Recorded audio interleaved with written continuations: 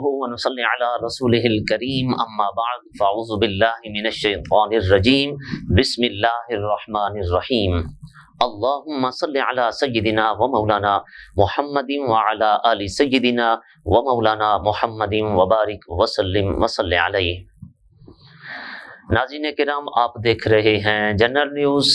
Programme فضیلت رمضان کے ساتھ خواجہ عاشق حسین حاضر خدمت ہے۔ ناظرین کرام، جیسا کہ آپ کو معلوم ہے کہ جنرل نیوز اسلام کی ترویج و اشاعت اور رمضان المبارک کی بابرکت ساعتوں میں اسلام کا پیغام پھیلانے کے لیے اپنا کردار ادا کر رہا ہے، اور آج اس چینل کی دوسری سالگرہ منائی جا رہی ہے، یعنی الحمدللہ اس چینل کو معرض وجود میں آئے ہوئے 2 سال کمپلیٹ ہو چکے ہیں۔ میں جس پر سی او جنرل نیوز جناب محترم محمد یوسف تھہیم صاحب کو خراج تحسین اور مبارکباد پیش کرتا ہوں، اور اس موقع پر جنرل نیوز کے پروگرام میں اسٹوڈیو میں ایک افطار ڈنر کا اہتمام کیا گیا، کیک کٹنگ سرمنی کا اہتمام کیا گیا۔ تو اس موقع پر میں دعا گو ہوں کہ اللہ تعالیٰ اس چینل کو مزید عروج اور ترقی عطا فرمائے، اور اس چینل کی جو ہمیں سپانسر کر رہے ہیں خصوصی طور پر تاج ڈیریز اور اسلام آباد کے جن کے سی او ہیں محترم جناب اتفاق احمد تھہیم صاحب، جنہوں نے سرپرستی کی ہے جنرل نیوز کی، میں دعا کرتا ہوں اللہ تعالیٰ جناب اتفاق احمد تھہیم صاحب کے کاروبار کو بھی مزید وسعتیں اور برکتیں عطا فرمائے، اور اس پورے خاندان کو عزت آبرو کے ساتھ قائم و دائم فرمائے۔ جناب محمد یوسف تھہیم صاحب کو پروردگار عالم دونوں جہان کی سرخ روئی، سربلندی، عزت اور سرفرازی ان کا مقدر بنا دے۔ انہی دعاؤں کے ساتھ ہی چونکہ رمضان المبارک وہ بابرکت مہینہ ہے جس میں دعائیں قبول کی جاتی ہیں، اور نہ جانے رب کس کی دعا کس کے حق میں قبول فرمائے، اور بندہ مومن کی وہ دعا جو کسی کی عدم موجودگی میں کی جاتی ہے، کسی کی اس کی پس پشت کی جاتی ہے، تو وہ دعا پروردگار عالم جلدی شرف قبولیت عطا فرماتا ہے۔ اور یہ ماہ مبارک تو وہ مہینہ ہے،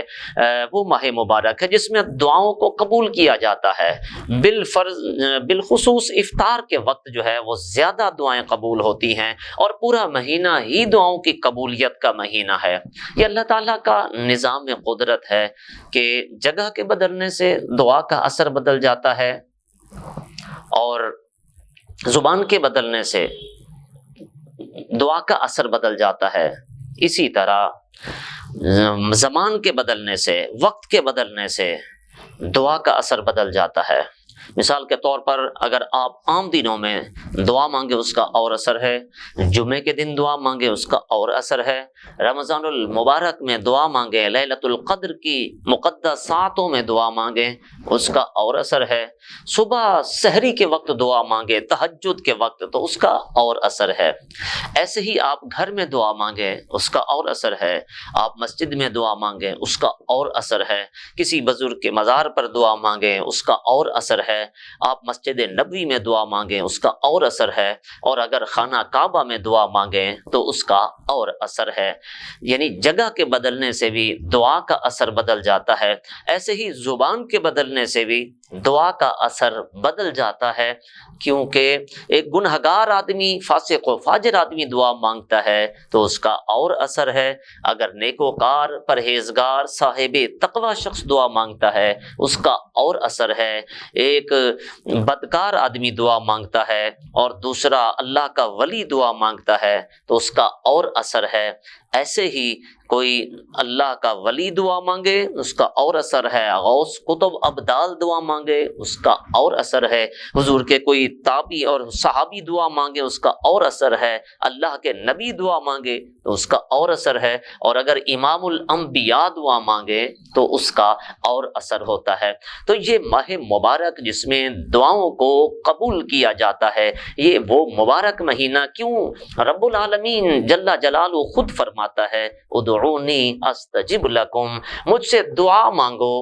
میں دعا قبول کروں گا۔ سورہ مومن کی 60 نمبر آیہ مبارکہ میں جب رب نے خود فرما دیا مجھ سے مانگو مانگو، ہم دنیا والوں کے سامنے مانگے تو وہ رسوا ہوتا ہے، آدمی شرمندہ ہوتا ہے۔ رب کریم کی بارگاہ وہ بارگاہ ہے کہ رب خود فرماتا ہے میرے بندے مجھ سے مانگ تجھے عطا کیا جائے گا، وہ دیتا بھی ہے اور پھر کسی کے سامنے اظہار بھی نہیں کرتا، اس کریم سے مانگ کر آدمی شرمندہ بھی نہیں ہوتا۔ دنیا والوں سے مانگے تو وہ شرمندہ ہوتا ہے۔ رب العالمین دن رات وہ خود فرماتا ہے مانگو، ساری مخلوق ظاہر اسی کی محتاج ہے، وہ سب کا داتا ہے، بلکہ داتاؤں کا بھی داتا ہے، سب کو دینے والا ہے۔ اور اگر کسی کو اربوں خزانے وہ عطا کر دے تو رب کے جو خزانے ہیں اس میں ایک سوئی کی نوک کے برابر بھی کمی نہیں آتی، بہت بڑے خزانوں کا مالک و وارث ہے۔ تو وہ رب العالمین کسی کو عطا فرماتا ہے، ہمارے مانگنے میں کمی ہو سکتی ہے مگر اس کی عطا میں کوئی کمی نہیں ہو سکتی۔ وہ جسے چاہے میرے مولا تو جسے چاہے تو بھیک در در دے، جس کو چاہے اس کو وقت کا سکندر بنا دے، جس کو چاہے غلام بھکاری بنا دے، جس کو چاہے تو شہنشاہ بنا دے۔ یہ اس رب کریم کی جو ہے وہ عطا ہے۔ ایک بس بندہ خلوص دل سے مانگے تو صحیح، وہ قدرت نوازنے کے لیے منتظر ہوتی ہے۔ ہم تو مائل بکرم ہے، کوئی سائل ہی نہیں، راہ دکھلائیں کسے، کوئی راہ رب منزل ہی نہیں۔ وہ ایک شخص کسی صنم کدے میں بت کدے میں بیٹھا پکار رہا تھا، اپنے بت کا پجاری تھا، کہنے لگا یا صنم یا صنم یا صنم۔ یہ صنم کہتے کہتے اچانک اس کی زبان سے یا صنم کی بجائے یا صمد نکل گیا۔ پروردگار عالم عرش پر جلوہ فروز، اچانک صدائے خداوندی بلند ہوئی، لبیک یا عبدی، اے بندے میں حاضر ہوں۔ فرشتے حیران ہیں، باری تعالیٰ اتنی اجلت میں اپنے کس بندے کو جواب دیا ہے؟ فرمایا وہ جو بت خانے میں اپنے بت کو پکار رہا تھا، لیکن وہ بت ہے، ظاہر اس نے کیا جواب دینا تھا، اس کی زبان سے یا صنم کی جگہ یا صمد نکل گیا ہے کہ اے بے نیاز اس نے مجھے پکارا ہے۔ فرمایا وہ بت ہو کر جواب نہیں دے سکتا، اگر میں رب ہو کر بھی اس کو جواب نہ دوں تو پھر بت کے پکارنے میں اور اس صمد کے پکارنے میں کیا فرق رہ جائے گا؟ قربان جاؤں، وہ کریم ہے، اپنے بندے سے اتنا مہربانی فرماتا ہے، اتنی محبت فرماتا ہے تو وہ دعائیں ضرور قبول کرتا ہے۔ اب سوال یہ پیدا ہوتا ہے، ہمارے ہاں اکثر لوگوں کو یہی شکوہ رہتا ہے کہ ہم نماز بھی پڑھتے ہیں، روزہ بھی رکھتے ہیں، بہت دعائیں مانگتے ہیں، مگر ہماری دعائیں قبول کیوں نہیں ہوتی؟ تو ناظرین کرام، اصل میں ہماری طرف سے کچھ کوتاہیاں ہوتی ہیں جن کی وجہ سے ہماری دعا درجہ قبولیت کو نہیں پہنچتی۔ دعا کے جو ضوابط اور شرائط ہیں، دعا کے جو آداب ہیں، ہم ان کو پیش نظر نہیں رکھتے، ان کا اہتمام نہیں کرتے، اس وجہ سے ہماری دعائیں قبول نہیں ہو پاتی۔ احادیث مبارکہ میں مختلف چیزیں آئی ہیں کہ دعاؤں کا اگر اہتمام کیا جائے۔ عمومی طور پر ہم لوگ جب کوئی مصیبت آ پڑتی ہے پھر دعا کی جانب متوجہ ہوتے ہیں، اور جب ہمارے لیے کوئی مشکل وقت نہیں آتا تو ہم دعا کی جانب متوجہ ہی نہیں ہوتے۔ تو ہمیں چاہیے کہ اپنے رب سے اپنا تعلق، اپنا رابطہ ہر وقت استوار کریں۔ ہم چھوٹے سے چھوٹا کام کریں تو دل ہی دل میں رب سے دعا کریں کہ مالک میں یہ کام کرنے جا رہا ہوں تو اس میں مہربانی فرما دے۔ حدیث میں ہے کہ اگر تمہارے جوتے کا تسمہ بھی ٹوٹ جائے تو وہ بھی اللہ سے مانگو، اس کا بھی اللہ سے سوال کرو۔ مسلمان کا تو تعلق رب کی ذات سے ہر وقت رہتا ہے۔ تو ہمارا کیا، جب تک کوئی آڑا وقت نہیں آتا، کوئی شدید بیمار نہیں ہوتا، جب تک ہم کسی مشکل میں مبتلا نہیں ہو جاتے، اس وقت تک ہم دعا کی طرف نہیں جاتے۔ حالانکہ دعا عین عبادت ہے۔ فرماؤ الدعاء والعبادہ، دعا عبادت ہے، بلکہ فرمایا الدعاء مخ العبادہ۔ بڑی معروف حدیث ہے کہ دعا عبادت کا مغز ہے۔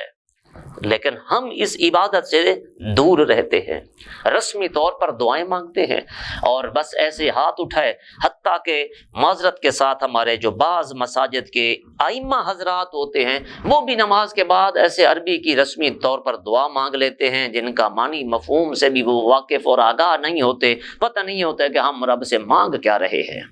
تو ایسی دعا جو بے رغبتی سے کی جائے، جس میں جی لگا کے نہ کی جائے، وہ اللہ تعالیٰ بھی قبول نہیں فرماتا۔ حضرت عمر فاروق رضی اللہ تعالی عنہ آپ ایک مرتبہ طواف کعبہ میں مصروف و مشغول تھے، ایک شخص کو دیکھا، نابینا تھا، رب سے دعائیں مانگ رہا تھا، لیکن کئی عرصے سے بیٹھا دعائیں مانگ رہا تھا، اس کو بینائی نہیں ملی۔ آپ جلال میں آئے، وہاں سے گزرتے ہوئے اس شخص کو کہا کہ اگر میں کل آیا اور تجھے بینائی نہ ملی ہوگی تو میں تیری گردن اڑا دوں گا۔ اب وہ شخص حضرت عمر کے جلال سے بھی واقف تھا، اللہ اکبر، گڑ گڑا کر دعا مانگنے لگا، مالک آنکھیں تو پہلے بھی نہیں تھی، اب عمر کا قہر و غضب اور میرے اوپر آ پڑے گا تو میں جان سے بھی ہاتھ دھو بیٹھوں گا۔ جب گڑ گڑا کر دعا مانگی تو اللہ نے اس کو بینائی عطا فرما دی۔ تو کسی نے پوچھا حضرت عمر فاروق سے، حضرت یہ کیا معاملہ تھا؟ آپ نے فرمایا اصل میں یہ شخص بے توجہی کے ساتھ دعا مانگ رہا تھا، اس لیے جب میں نے اسے یہ کہا کہ تجھے گردن اڑا دوں گا تب اس نے صدق کے دل سے دعا کی ہے، دل کی گہرائیوں سے دعا کی ہے، تب اس کے اندر سے جب آواز نکلی ہے تو وہ رب کے عرش تک پہنچتی ہے۔ حدیث میں اللہ تعالیٰ فرماتا ہے میں مظلوم کی دعا کو ضرور قبول کرتا ہوں اگرچہ اس میں تاخیر ہو جائے۔ اسی طرح یتیم کی دعا بھی اللہ تعالیٰ ضرور قبول فرماتا ہے۔ تو ہمیں جب بھی دعا کرنی چاہیے قبولیت کا یقین ہونا چاہیے، یہ یقین رکھیں کہ یہ دعا ضرور قبول ہوگی۔ یہ مت کہے کہ پتہ نہیں قبول ہوتی ہے یا نہیں ہوتی، یا اللہ تو چاہے تو قبول کر لے چاہے تو نہ قبول کر، نہیں، ایسا نہیں کرنا۔ یقینی طور پر پر امید رہ کر دعا مانگنی چاہیے کہ مالک تو مہربانی فرما اور میری دعا کو قبول فرما۔ یقین رکھیں کہ اللہ ضرور قبول کرے گا، اور اللہ تعالیٰ فرماتا ہے انا عند بی ظن عبدی، میں بندے کے گمان کے مطابق ہوتا ہوں، بندہ مجھے جیسا گمان کرتا ہے ویسا ہی پاتا ہے۔ اسی طرح دعا کے آداب میں سے ایک بات یہ ہے کہ وہ دعا کے لیے جلدی کا تقاضا نہ کرے۔ کئی لوگ کہتے ہیں یا اللہ بس یہ جلدی دے دے، جلدی کر لے، تھوڑی سی دیر ہو جاتی ہے تو مایوس ہو کر پھر دعا مانگنا چھوڑ دیتے ہیں۔ تو نہیں، جلدی نہیں مچانی چاہیے۔ رب تعالیٰ بہتر جانتا ہے کہ یہ چیز بندے کو کب دینا بہتر ہوتی ہے۔ اور یاد رکھیے کہ دعا جو ہے وہ 3 فائدوں سے خالی نہیں ہوتی، کبھی رائے گاں کبھی ضائع نہیں جاتی دعا۔ آپ جب بھی دعا مانگتے ہیں اس کا کوئی نہ کوئی فائدہ ضرور ملتا ہے، اور قبولیت کی مختلف صورتیں ہوتی ہیں۔ مثلا ایک صورت تو یہ ہے کہ آپ جو کچھ مانگ رہے ہیں اللہ تعالیٰ آپ کو وہ عطا فرما دیتا ہے۔ دوسری صورت یہ ہوتی ہے کہ جو کچھ آپ مانگ رہے ہیں اللہ وہ تو نہیں دیتا، اس سے بہتر عطا فرما دیتا ہے۔ اور تیسری صورت یہ ہوتی ہے کہ اگر وہ بھی نہیں دیتا، اس سے بہتر بھی نہیں دیتا، تو پھر اس دعا کو آخرت کے لیے ذخیرہ کر لیا جاتا ہے، اور جب بندہ قیامت کے روز اس کا اجر دیکھے گا، ان دعاؤں کا ثمر دیکھے گا جو دنیا میں بظاہر قبول نہیں ہوئی تھی، تو وہ تمنا کرے گا کہ کاش دنیا میں میری کوئی بھی دعا قبول نہ ہوتی اور سب یہاں آخرت کے واسطے جمع ہو جاتی۔ اور بسا اوقات اس دعا کو رب العالمین دیکھتا ہے کہ اس چیز کی اس بندے کو اب حاجت نہیں ہے، جو وقت آگے آنے والا ہے فلاں وقت میں اس کو اس چیز کی زیادہ ضرورت ہوگی، تو اللہ تعالیٰ اس زیادہ ضرورت والے وقت کے لیے اس کی دعا کو محفوظ کر لیتا ہے، اور جب اسے زیادہ حاجت ہوتی ہے اس کڑے وقت میں وہ دعا اللہ تعالیٰ جو اس نے پہلے مانگی ہوتی ہے اس کا اجر اور صلہ عطا فرما دیتا ہے، اس کی قبولیت کو ظاہر فرما دیتا ہے۔ تو ہمیں ہر حال میں دعا جو ہے وہ مانگتے رہنا چاہیے اور یقین بھی رکھنا چاہیے۔ اسی طرح دعا کے شرائط میں سے آداب میں سے ایک چیز یہ ہے کہ اخلاص کے ساتھ دعا کی جائے، صدق کے دل سے دعا کی جائے، دل سے دعا کی جائے کہ مولا تو ہی قبول فرمانے والا ہے۔ جب رب نے وعدہ فرمایا ہے تو اس نے ظاہر ہے پھر قبول فرمانی ہے، اخلاص ہونا شرط ہے۔ اسی طرح دعا کی قبولیت کے لیے ضروری ہے کہ آدمی حلال کھائے، حرام سے اجتناب کرے۔ حرام کھانے والے کی دعا قبول نہیں ہوتی۔ آقا علیہ الصلوۃ والسلام نے فرمایا کہ کوئی شخص ایک لمبا اور طویل سفر کرتا ہے اور پھر اپنے ہاتھ اتنے بلند کرتا ہے کہ آسمان تک پہنچ جائیں اور کہتا ہے یا رب یا رب یا رب، لیکن حالت اس کی یہ ہوتی ہے کہ اس کے پیٹ میں حرام ہے، اس نے جو لباس پہنا ہوا ہے وہ بھی حرام کا ہے، یعنی اس کی غذا بھی حرام کی ہے، اس کا لباس بھی حرام کا ہے، تو پھر اس کی دعا کیسے قبول ہوگی؟ ایک بات اور کہ بسا اوقات آدمی کسی گناہ کے کام کی دعا مانگتا ہے تو وہ بھی دعا قبول نہیں ہوتی۔ حدیث میں ہے کہ جو صلہ رحمی کی دعا مانگے قطع رحمی کرے، اور جو شخص گناہ کے کام کی دعا مانگے تو وہ بھی دعا قبول نہیں ہوتی۔ اسی طرح یہ ضروری ہے کہ جو شخص جس گناہ سے توبہ کرے پھر اس گناہ سے اجتناب بھی کرے، اور توبہ کرنے کے باوجود وہ گناہ بھی کیا جا رہا ہے اور توبہ بھی کیے کھڑا ہے اور دعا بھی مانگی جا رہا ہے، تو پھر اللہ تبارک و تعالی اس کی دعا قبول نہیں فرماتا، کیونکہ قرآن کریم میں اللہ تبارک و تعالی نے فرمایا استغفروا ربکم انہ کان غفارا، لوگو اپنے رب سے اپنے گناہوں کی معافی مانگو تو وہ بے شک تمہیں ضرور وہ بخشنے والا ہے، وہ بخش دے گا۔ سورہ نوح میں اللہ تبارک و تعالی نے یہ فرمایا یرسل السماء علیکم مدرارا، وہ آسمان سے تمہارے لیے بارش بھی برسائے گا، وَيُمْدِدْكُمْ بِأَمْوَالٍ وَبَنِينَ وَيَجْعَلْ لَكُمْ جَنَّاتٍ وَيَجْعَلْ لَكُمْ أَنْهَارًا، فرمایا کہ وہ تمہیں مال بھی عطا فرمائے گا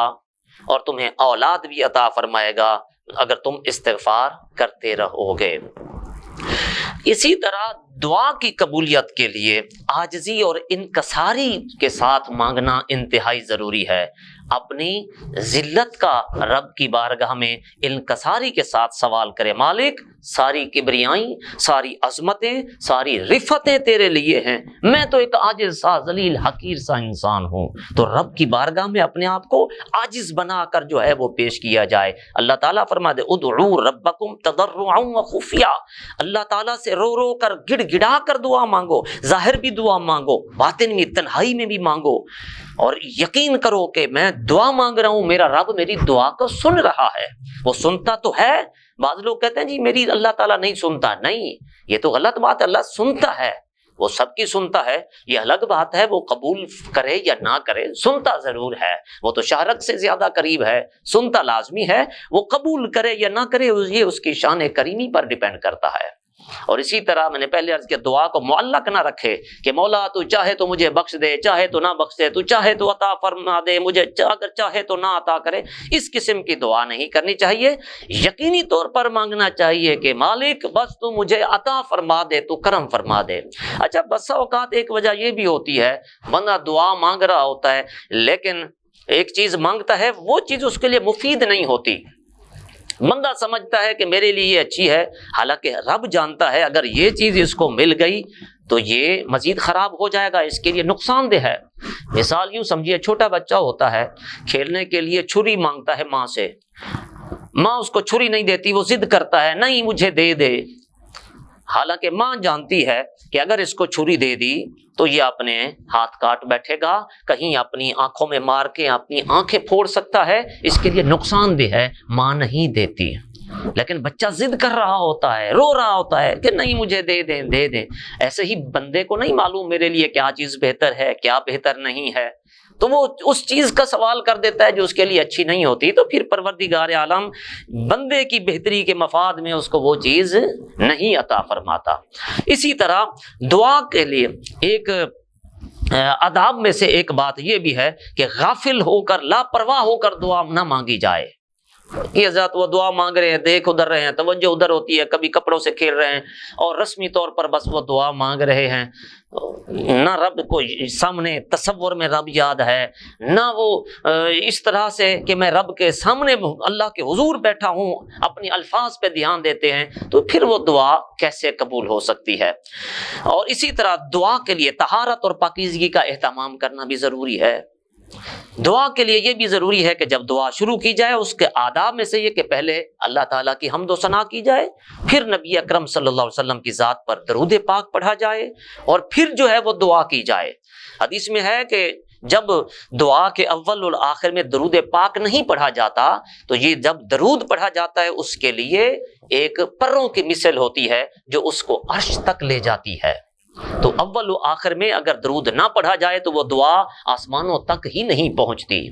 تو دعا کا طریقہ یہی ہے کہ پہلے اللہ کی حمد و ثنا کرے، پھر حضور صلی اللہ علیہ وسلم کی ذات پر درود بھی پڑھے، اور پھر اپنی مطلوبہ دعا مانگنی چاہیے۔ اسی طرح گریہ زاری کے ساتھ دعا مانگے،